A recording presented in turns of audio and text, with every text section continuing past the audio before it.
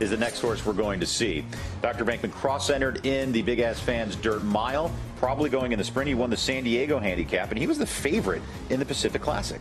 First preference to the sprint for Dr. Venkman on the outside here in company, and he's a big son of Go Sapper out of an arch mare. The sprint will actually be the shortest distance he has ever competed.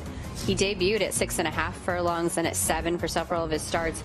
Won that San Diego at the mile and a 16th, as you mentioned, and maybe the mile and a quarter was just a little too far for him in the Pacific Classic. Mark Glatt trains him fresh up to the Breeders' Cup Sprint. We haven't seen him since Pacific Classic Day on August 31st, but he looks good, very, on cue, doing exactly what they're asking of him, and Mark does such a great job getting sprinters ready off a layoff. Yeah, he does. He's very good in that situation. That's one of his strongest categories. High knee action. He's always been like this. You kind of see he's got a little bit of a high knee action, but gets over the ground very well. I think coming back to one turn is probably the key for him. You look at the pedigree, and I understand why they tried along Go Sapper out of an arch mare, but you remember Go Sapper was a Grade 1 winner at 6 furlongs and a mile and a quarter, so we'll see. I think he's got to improve a little bit.